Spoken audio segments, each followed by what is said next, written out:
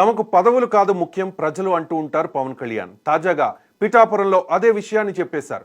అవసరమైతే తాము భాగస్వామ్యంలో ఉన్న కూటమి ప్రభుత్వ విధానాల్ని విమర్శించడానికి ఏమాత్రం వెనకాడమని స్పష్టమైన సంకేతం ఇచ్చేశారు. జనసేన అధినేత AP deputy CM Pawan Kalyan ఈ విషయాన్ని ప్రూవ్ చేసుకున్నారు. మొదటి నుంచి కూడా పవన్ కళ్యాణ్ విమర్శించే మేధావులు పవన్ కళ్యాణ్ ఒక డమ్మీ అని, చంద్రబాబు కోసమే పవన్ పనిచేస్తూ ఉంటారని, ప్యాకేజీ స్టార్ అని, వీకెండ్ పొలిటికల్ లీడర్ అని, 3 పెళ్లిళ్ళు అని ఎద్దేవా చేస్తూ ఉంటారు. ఇలా అనేక విమర్శలు పవన్ పై చేశారు. లిటరల్గా చెప్పాలంటే మానసిక అత్యాచారమే చేశారు, వ్యక్తిత్వ హననం చేశారు.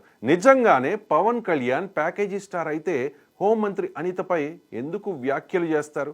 తెలుగుదేశం ప్రభుత్వం చాలా బాగా పనిచేస్తుందని, ప్రతి మంత్రి గొప్పగా పనిచేస్తున్నారు అని చెప్పాలి కదా. చంద్రబాబు నాయుడు నాయకత్వంలోని కూటమి ప్రభుత్వం మంచి పనులు చేస్తే తన మద్దతు ఉంటుంది, కానీ కూటమి ప్రభుత్వం ప్రజలకు నచ్చని పనులు చేస్తే మద్దతు ఉండదనే విషయాన్ని స్పష్టంగా తేల్చి చెప్పేశారు పవన్ కళ్యాణ్. ప్రజలకు ఈ ప్రభుత్వం సమర్థవంతంగా సేవలు అందించలేదని తాము భావిస్తే మిత్రపక్షమైన తెలుగుదేశంతో డీమార్కెట్ చేసుకోవడానికి మేము సిద్ధమే అనే సంకేతాన్ని ఇచ్చేశారు పవన్ కళ్యాణ్.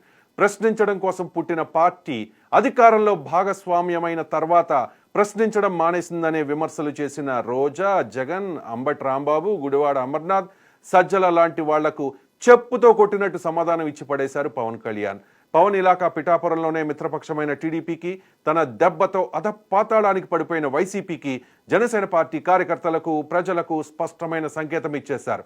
స్వపక్షంలో విపక్షంలో ఉంటామని, అసెంబ్లీకి వైసీపీ ఎమ్మెల్యేలు ఇక రాకపోవచ్చు కాబట్టి ప్రజల పక్షాన ప్రతిపక్ష పాత్ర పోషిస్తామని పవన్ గతంలోనే చెప్పేశారు. చంద్రబాబు క్యాబినెట్లో డిప్యూటీ చీఫ్ మినిస్టర్ కావచ్చు, కానీ తాను పొలిటికల్లీ అటానమస్ అని కూడా క్లియర్గా పవన్ కళ్యాణ్ మెసేజ్ ఇవ్వదలుచుకున్నారు. చాలా మంది ఒక అభిప్రాయానికి రావచ్చు, పవన్ కళ్యాణ్కి ఆవేశం ఎక్కువ, ఆలోచన తక్కువ అని. కానీ పవన్ కళ్యాణ్ పొలిటికల్ జర్నీని జాగ్రత్తగా పరిశీలిస్తే ఎక్కడ తగ్గాలో అక్కడ తగ్గుతూ ఉన్నారు, ఎక్కడ ఏం మాట్లాడాలో అక్కడ అది మాట్లాడుతూ ఉన్నారు. హ్యాట్స్ ఆఫ్ పవన్ కళ్యాణ్ గారు.